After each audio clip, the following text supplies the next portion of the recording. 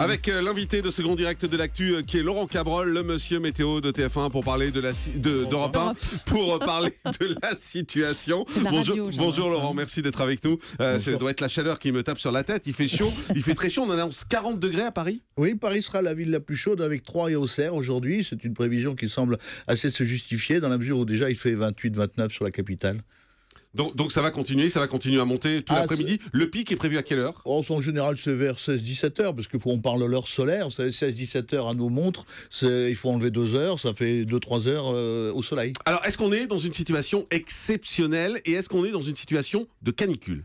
Pour l'instant, la canicule, oui, bien sûr, puisque les températures de la nuit ont monté. Vous savez que la canicule, c'est la différence entre le jour et la nuit, selon les régions, selon les villes, selon les départements. Si cette différence entre la nuit et le jour est très faible, nos corps n'ont pas le temps de récupérer. S'ils ne récupèrent pas, bien sûr, là, on souffre beaucoup. Et la canicule se définit à ce moment-là. Si ça dure pendant 3 jours d'affilée, ça n'a pas duré 3 jours d'affilée encore, puisqu'on est au 2e jour de forte chaleur. Mais certains parlent de 10 jours. Alors, ça c'est pour plus tard. Mais là, aujourd'hui, on parle, disons, d'une forte chaleur, très forte chaleur, qui va probablement se transformer en canicule dès demain. Parce que dès demain, on aura encore des températures très élevées. Et cela va durer, alors vous disiez 10 jours, certains... On ne peut pas aller pour l'instant au-delà. Parce que, mais 10 jours, c'est quasiment sûr aujourd'hui. Ce qu'il y a de bien, c'est qu'on est à une époque, si je puis dire, en époque de l'année, où nous avons encore des petites perturbations qui se promènent sur l'Atlantique. Et perturbations, ça veut dire des nuages et de la pluie. Et dès qu'elles se rapprochent de la France, ça donne des orages. En ce moment, par exemple, où nous parlons, il y a beaucoup d'orages sur le Finistère, il y en a beaucoup sur les côtes nord de la Bretagne, il y en a jusqu'à Limoges, il y en a en Charente, etc. Mais ces orages arrivent sur un sol qui est tellement chauffé, une atmosphère qui est tellement chaude, c'est un peu comme si vous aviez le four à 250 de thermostat, vous l'ouvrez et vous jetez un verre d'eau. Qu'est-ce que ça fait?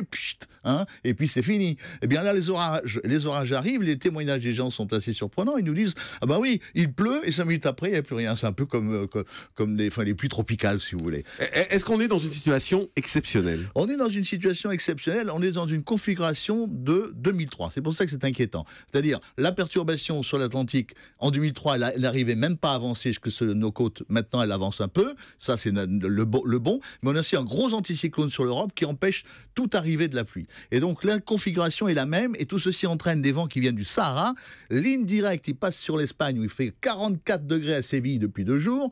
Et ils passent là, les vents. Et ensuite, ils franchissent les Pyrénées et hop, ils arrivent chez nous. Et nous avons donc un air brûlant qui est sur la France. Et cette situation est exceptionnelle pour l'instant. Elle sera dramatique, n'ayons pas peur des mots, si ça va au-delà des 10 jours, à partir de mardi prochain.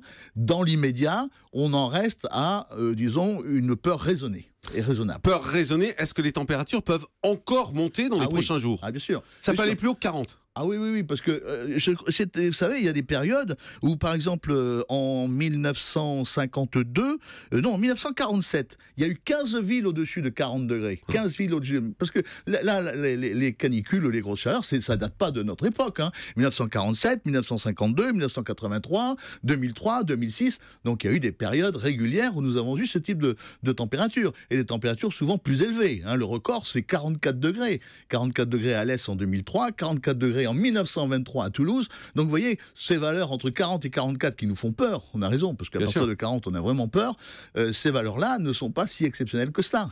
À Séville, on a eu du 52 degrés. Donc vous voyez que... 52 degrés à Séville. Oui, on a eu, pas aujourd'hui. Oui, bien sûr. Mais dans l'histoire, on a eu 52, 53 au Portugal, à Rio d'Hades, et 52 à Séville. Donc c'est vous dire si même en Europe, on peut avoir des températures colossales. Est-ce que c'est le réchauffement climatique qui est lié à ce qu'on vit en ce moment? Est-ce que c'est notre faute à nous, au fond? Écoutez, les thèses sont différentes. Moi, vous savez, je suis de ceux qui sont prudents à ce niveau-là. Je dis que la Terre se réchauffe, oui. Est-ce que nous sommes responsables? Oui et non. Alors, la plupart des commentateurs disent que l'homme est responsable à 95%. Moi, je dis que l'homme est responsable à 70% parce qu'on ne peut pas négliger le rôle du soleil, le rôle des océans, le rôle des nuages, le rôle des aérosols. On ne peut pas négliger tous ces éléments naturels qui existent autour de notre Terre et qui sont là pour, en quelque sorte, faire de nous des êtres humains qui font avec le ciel et qui ne sont pas commandés par le ciel. Donc, ce que vous nous dites ce matin, Laurent Cabrol, sur Europe 1, c'est attention, prudence, il va continuer à faire chaud encore pendant plusieurs jours. Oui. La situation pourrait devenir très inquiétante après mardi si ça se poursuit. Voilà. Et les températures vont continuer à augmenter. Voilà. J'ai bien résumé ? Mais vous êtes bon. Hein. Eh ben je reste. Merci Laurent Cabrol d'avoir été avec nous.